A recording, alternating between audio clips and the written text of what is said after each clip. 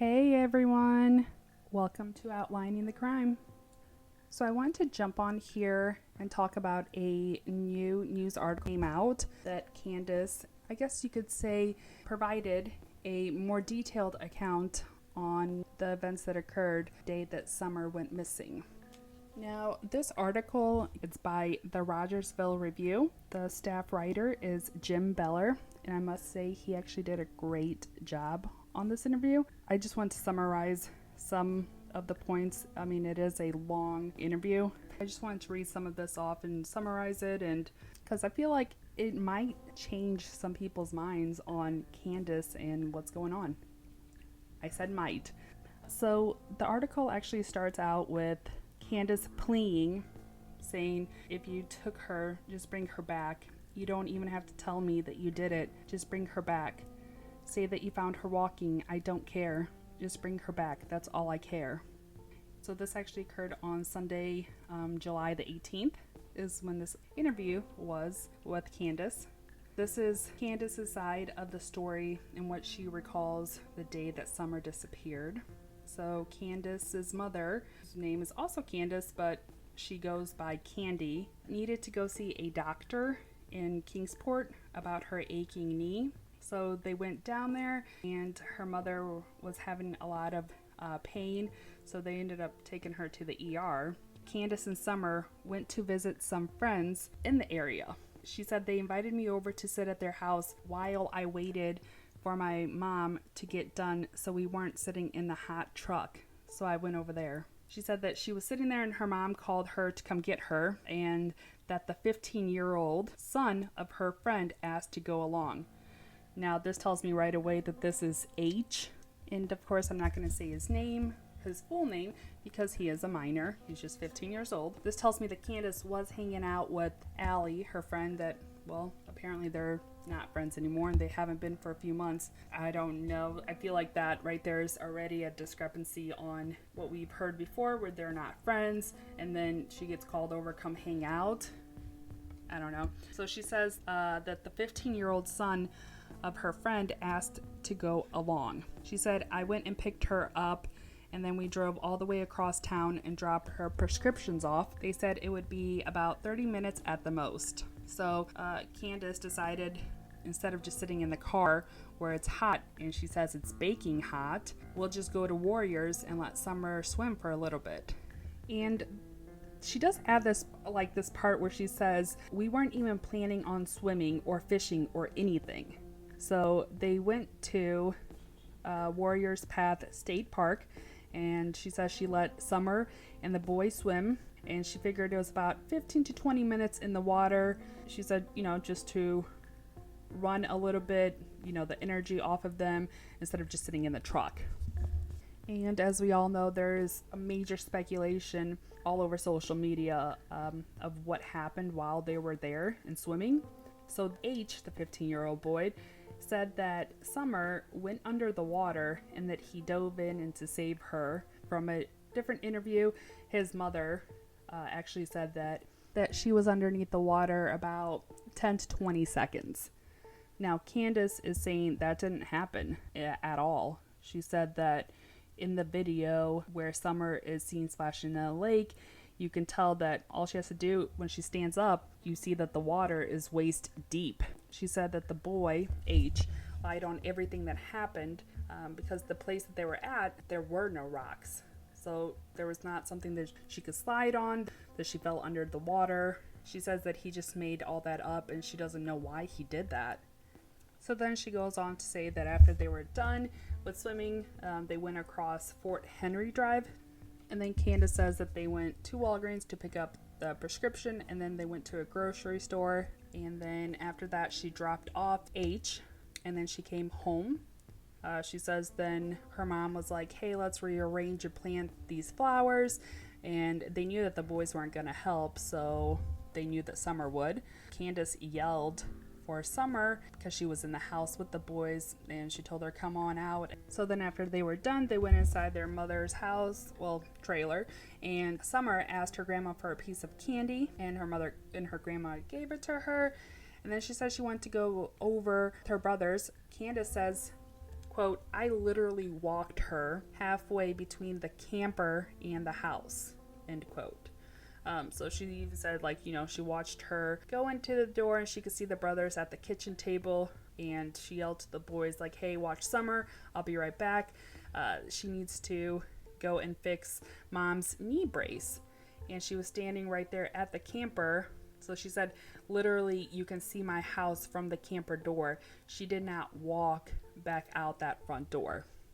At this point, Candus is estimating this may be 2 to 5 minutes to fix her mom's brace. Again, when we first heard Candus talking about what happened in her first interview, she said that she was gone for just 2 minutes. I know people are gonna call that out, and some people might say, well, that's nitpicking. But at this point, if a little 5-year-old is gone, I feel like any second, no matter the amount of seconds, it's still a big deal. This is a missing 5-year-old girl. She goes on to say that when she was done with fixing her mom's brace, she went back inside. She asked the boys, "Where's your sister?" And they said she went downstairs to play with her toys. She said, okay, and then she went down and hollered for Summer, and Summer didn't holler back, which she said was just not normal. So she went down there and she searched. She said she looked everywhere she could, and then she went through the house and she kept calling for her, yelling for her, everything. She says, I came outside yelling for her, everything else, and she's nowhere else. So then she called Don because she was freaking out. And then at this point, it seems that Don, who's Summer's dad, was installing drywall at a job site in Jonesboro. And this is where she tells him that she can't find Summer and tells him to get home now. She says she recalls that he was like, call 911. This is where she claims she dropped her phone and she had to run over and get her mom's phone and dial 911 because her AT&T phone is the only one that works out in that area. We know that the area, from previous news reports and stuff, that the area is horrible for cell reception and all that. So now I'm wondering if maybe Candus's phone, I wonder if she was just, I don't know, I wonder if she was using like a social media or something to contact Dawn because she couldn't with her phone or whatever her situation is, or that she couldn't call 911 because you don't need to have cell service in order to call 911. So this is something new that we did not hear about before. Candus does say that before the cops even came, she went down and told her neighbors that Summer is missing. Will you help me look? Just in case she did wander off. And then Candus did say that she knew in the back of her mind that Summer would never wander off. She never went anywhere without Candus. She would ask her to do something before she even goes out and does it. And she was scared to go in the woods herself. Her parents have told her several times there's bears and snakes, so it scared her. She also says that she sent the older boys down the creek. She said if they've got a walkie-talkie and their buck knife, they can go down through there. She sent them searching, and then she went out in her mom's truck. She went all the way down and drove to the church, and then she went all the way down the other way, and she didn't see anyone out and about. So then she went all the way back to where she was, and she checked around there and she couldn't find anything. And next thing she knows is the cops were coming up on her driveway, and then she just followed them up there. She doesn't recall if Don was there like before the police got there or if he was there at the same time they showed up. One thing that caught my attention is she starts, I guess you could say, bad-mouthing the law enforcement and what all happened. She goes straight to saying like they busted in her shed and destroyed it. Now I understand, that's your property. Probably don't like that. Well, you wouldn't like that. Somebody destroying your stuff, but I mean, this is your 5-year-old that's missing. Why are you focusing on a broken shed? I don't know, maybe that's just me. She said what really gets to her is, so it looks like that law enforcement went over to some neighbors and they asked them to search their sheds and buildings and the area, and that some of them said that no, you can't search my property. And she was questioning that, like, why would you do that? There's a missing child. Why would you not let them search? It just made no sense to her. This is when she also started growing more frustrated at times with the searchers. I can understand her side of this. Like, why wouldn't you let them search your area? But at the same time, I can also see it from like a homeowner. What if they go out there on their property, they're searching on their property, and they somehow misstep on something, or they end up getting hurt on anything? That can be easily a lawsuit. And I understand, people can say, well, this is a 5-year-old that's missing, but at the same time, some people just don't care. That's just that. Or some people, are still concerned that, well, you can get hurt on my property and I don't want to be responsible for it. So another thing that she goes on to say that she was not happy is like when the police canines showed up, that they didn't notify her that the dogs would be there because she had 8 of her own adult dogs there. And she said that they didn't warn her ahead of time. They just brought them there. They asked her, oh, you got dogs? And she's like, you guys already knew I had dogs. She was just like worried that could have messed up their sense of smell and that they wouldn't know like which way to go to search for Summer.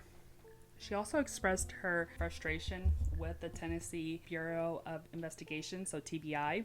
She said that they kept questioning her and they asked her the same thing, wanting her to run through her whole day 4 or 5 times. And she said she got frustrated. She's like, you guys don't get it. If I was going to lie, I would have to think about it. Instead, everything she's saying just comes out. She doesn't have to sit there and think about what she did, or, she gets frustrated at that, which, I understand her side of it, but also I would think she would be more understanding, because what if you are talking about it and then you're like, oh, I forgot there's like this other thing and this is what happened.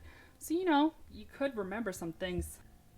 She also goes on to say like a liar has to think up something. She passed the polygraph test and everyone's like, oh, you failed. And she says, no, she didn't. The first time when she went to go take a polygraph, they threw her, is what she said. They threw her in the back of a squad car like she did something wrong and hauled her away. She was already distressed over Summer being missing, and then when they did that to her, it just fueled more to the fire and it made her more upset. When it was time to do the polygraph, she was crying so much and shaking that she just couldn't do it. So what they told her was just like they would give her a few days to calm down, get some sleep, stay off your phone, because that's like the worst thing you can do, be on your phone because of social media. And so she did that, and then when she came back in, she passed. And she said that the only people that had to do it were Donnie, so Don, her mom, and then her, and that all 3 of them have passed.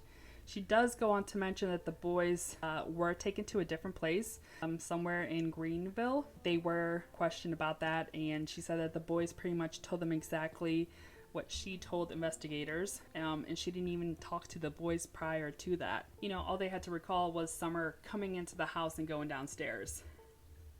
There's also another interesting part that she brings up. She said that she tried to get them to go check out this guy who was trying to camp out there and tried to take over her neighbor's property. She said that they were like, oh yeah, we checked him out. And I guess just from them saying it that way, she said it felt like that they didn't even really care if they found Summer or not. And then she goes on to say that, it seems to me because we're poor, I guess, that's why they don't care. But she also says, I guess if we had lots of money, they do better work. And that's the way that she looks at it. Which, I'll be honest, that's pretty heartbreaking for a parent to even feel that way while something's going on, like her missing daughter. To me, that was just heartbreaking to even read. She also said that Summer would come out of the basement and she would walk around the house to her swing. She always did that, and she never wandered ever, like, away from there. She never went out of this yard at all. Now, Candus was also asked about the dogs, and if they made good watchdogs, and she replied saying hell no, that they're lazy, and anyone that came up there could taken her and could have fed the dogs down there, that the dogs are friendly and they love everyone, that they don't know strangers. The reporter did confirm this by saying that the dogs greeted the reporter like a known friend and hardly barked during the hour plus on the property. And then I'll just end it off here by saying that she does bring up her boys again, and saying that, you know, if people do see her with her boys trying to have some kind of fun, that just to take it off what's going on with Summer, because they do ask about her every single morning. That hurts her, so she does put on a front where she looks happy, but inside she's just not, and she's not having fun. She's just trying to do what's also best for her boys. So just reading over all of that, it is difficult to not feel empathy for her and what they're going through, why emotions can be conflicting, and you don't know what to believe. There's just so much out there and so much that changes, but also, I don't know. What do you guys think? If YouTube has not disabled the comments, then please leave your comments below. Let me know what you think. And I will see you guys on the next video.